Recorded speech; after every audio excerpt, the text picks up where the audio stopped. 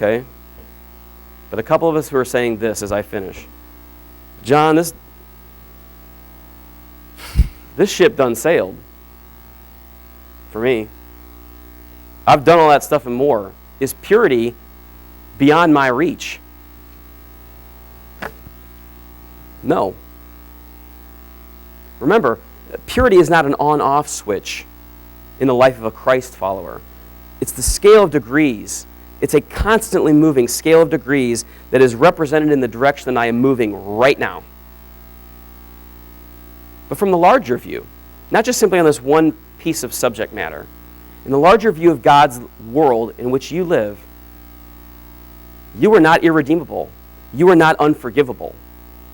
Because God came and gave himself for all of us sinners. Sins of all stripes, manners, and scales. So you might say, well, this is not a problem I've ever struggled with. Not a problem I struggle with otherwise. You know what? You do something else. Just like I do. We're all sinners, but none of us are irredeemable. None of these situations to say, well, I gave up my purity a long time ago, doesn't mean you can't be pure again. Because there's a forgiveness thing going on. God loves sinners. Subtle ones and explicit ones. He loves them all. He gave himself for the sins of every man, woman, and child throughout human history because he loves us so much. All kinds of sinners. I finish with this one example. It strikes me the most in this topic especially. When Jesus in John 4 goes up to the Samaritan woman at the well, I may remember how many times this woman had been in and out of marriages. I may remember the number. 5 times this woman had been in and out of marriage. We can't even figure out how many adulteries might be attached to that.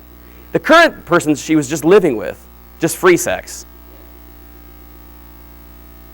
Her life was, we don't know many people with 5 marriages and living with a guy, right? We don't know many of these kind of people. You know what he does?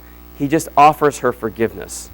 I love you. I have living water, the kind of which you've never drank. It would change everything for you if you just drink it. I'm offering you forgiveness, he says, and purity and a new start. And this is what communion represents, the thing we're getting ready to share together. The forgiveness of God.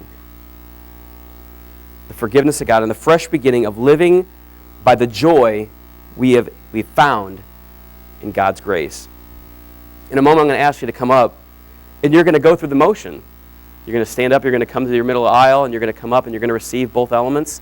And while you do that, and you may have done it many, many times, but maybe no time in application to the things we just spoke about, and you're still living inside that, please, as you make your way up, as you sit there before you take it, Lord, please forgive me, give me purity because I want to live like that going forward. I don't want to be saturated in this hyper-sexed culture. I don't want to be saturated with any of the sins that the world is trying to press in on me. Please forgive me. And guess what this means? It means yes is God's answer. The answer is yes. And as you receive it, know there is hope. There is good hope.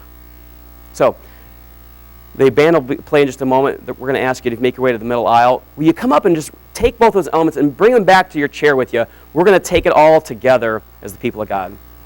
Would you stand and make your way?